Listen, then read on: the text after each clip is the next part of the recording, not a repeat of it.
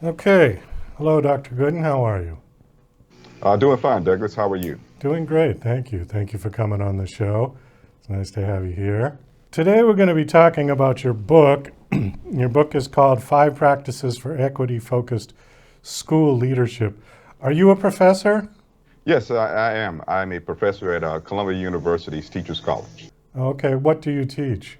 So I teach courses in school law and also courses that are actually in equity. I have a course called Leadership for Social Justice, where we get a chance to really examine and explore issues of equity and how they impact schools and society. And I also teach courses on database decision making from time to time, again, for leaders. Before we dive into your book, I want to get a definition of the term equity because we used to use the term equality. Yes. And it's changed to equity. What is the definition of equity? So yes, great question, Douglas. So for me, equity is something that happens when each student learns and flourishes in a welcoming, caring, and inclusive environment. It requires a commitment to fair and just treatment for each student, and I like to emphasize each student. But in addition to that, a willingness to address structural barriers to their success and the delivery of resources aimed at providing equitable outcomes for those students. Are we expecting everyone to come out in the end with an equal outcome? Well, in an ideal world, that will be wonderful. That will be great. But I tend to say the aim of that is something that we can certainly and should aim for. But we really are expecting each student to get what they need to reach their highest potential. And just as we have different students within a school system, we know that that's going to look a little bit different for each student. And so, in other words, we're thinking about an education that's going to be individualized as much as possible to each student so that they would get the opportunity to reach their potential. And once again, we're trying to move away or remove those barriers that oftentimes pop up, and some of which we can definitely remove as folks in the school systems as educators. But we often are not aware of those barriers or have not taken the time to explore them in ways that can support students and then give them really a clear runway to reach their full potential. Okay, can you give me an example of the barriers you're talking about?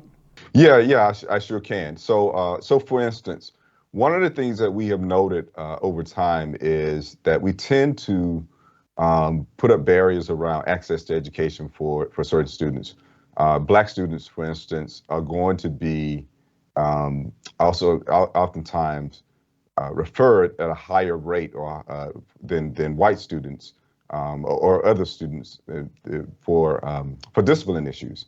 So, in other words, teachers or leaders may expect them to get in trouble or have lower expectations around how they behave in class, and so you have this issue where these students tend to be, and I don't use this word lightly, but they feel as if they're targeted in the environment. So they lose access to the education environment because, as you know, based on the system that we have in many schools, suspension means removing them from the education environment, even for a short period of time.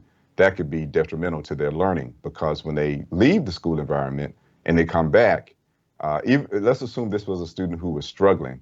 That student is going to be struggling even more when they return to the school environment, and therefore probably going to be less engaged and have a harder time.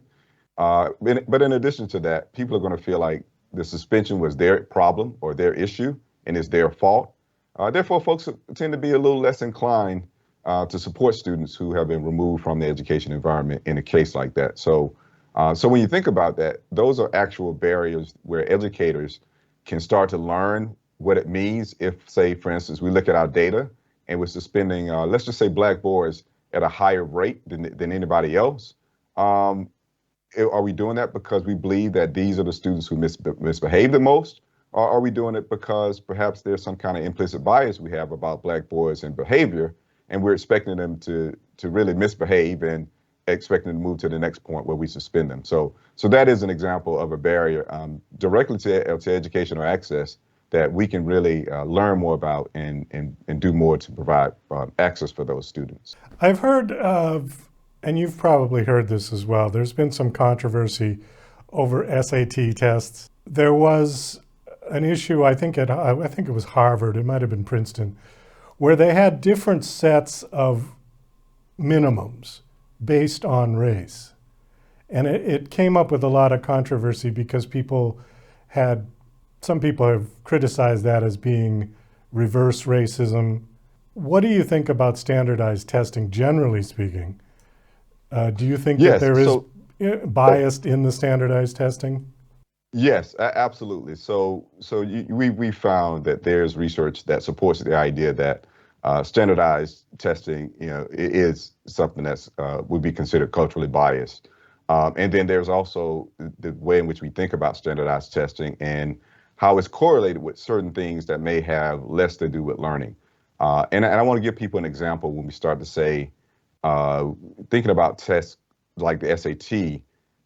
For instance, people may be aware that the test score on the SAT is highly correlated with the mother's educational level. And why would something like that be? It's also, in addition to that, highly correlated with students who may be in a higher socioeconomic status, living in a particular neighborhood that may be predominantly white and wealthy. Why would that be? Well, it's because when we think about creating those kinds of exams, or when the folks create those, they recognize that certain folks may not have access to some of the same aspects of the culture that those people might have access to. Therefore, they're going to have and feel very familiar with taking the exam. There's also the issue of test taking tips and test taking skills. There are folks of higher socioeconomic status who can afford to have test prep courses. So when you come to the table to take the SAT, for people who have not had those opportunities, then they may not tend to do as well on those exams. And so we have to be real clear that we understand what the SAT means. If people want to use that, that doesn't mean it can't give some kind of indication of information around performance. But there have been questions raised even about how long and how far does that performance correlate with beyond that first semester and indeed that first year of college. So are we using this test to determine how well students are doing, or are we using this test to say is one of many factors in our admissions process? And in fact, several institutions have gone away from using the SAT. So they've said, look, we understand that there are challenges with the SAT score, SAT, and so we're not going to be using that. We're going to be really using other aspects of a multi-factor process. And I should say that even with the case that's going on, it's at Harvard actually, you have a situation where race has been legally approved to be one of many factors in the admissions process. It's not just the factor. So we have to be mindful of how that's presented and who gets to present issues, for instance, saying that we have a larger percentage of Asian American students who are going to be excluded or somehow treated unfairly, even when they have higher test scores. So it's a very complicated argument. And there are there are multiple pieces to it, obviously, but I want to emphasize that race is used as one of many factors. And having read through some of those cases over the years, we don't say as much, but there are also other factors that are used in addition to race that in the admissions process. For example, many admissions officers will tell you there's the question of whether the student is a legacy. And that means their parents who actually were attendees of that particular institution.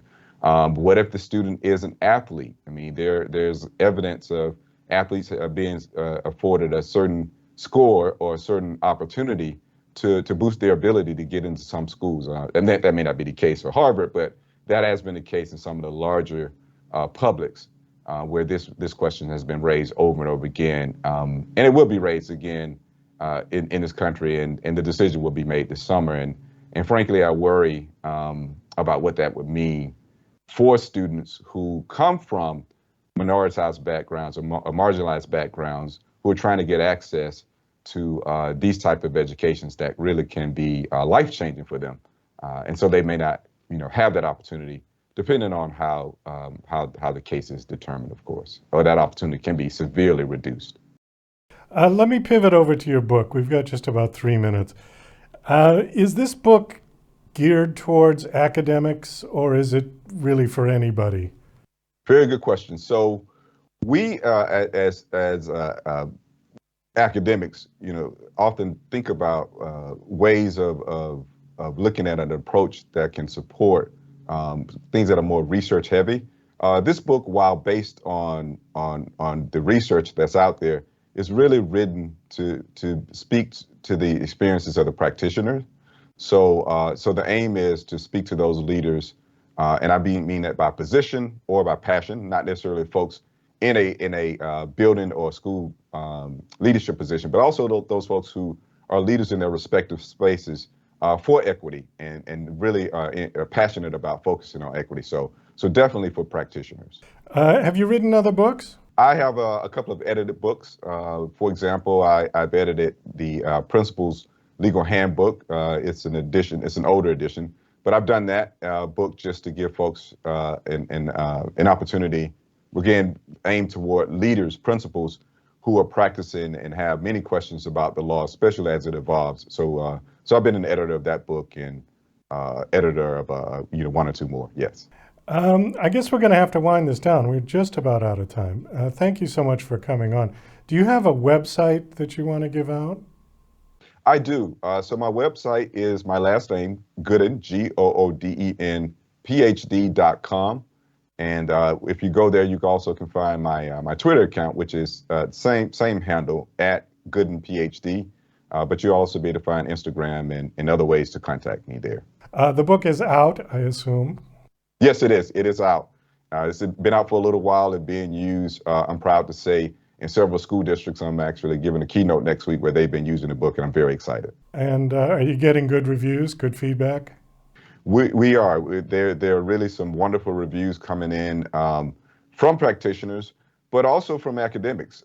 I'm finding that several of my colleagues who teach in academic institutions really appreciate the 5 steps for equity-focused leadership because it gives them a way to take leaders through this work by having them do, and we didn't talk as much about the 5 practices, but the first one is prioritizing equity and learning how to integrate that within systems, and also learning to prepare leaders for the emotional and intellectual work of doing this, which is includes reflections upon identity, like their racial identity, which is so very important for leaders because a lot of practitioner programs are still working to improve their process of helping leaders focus on race so that we can be more aware of the things that we talked about.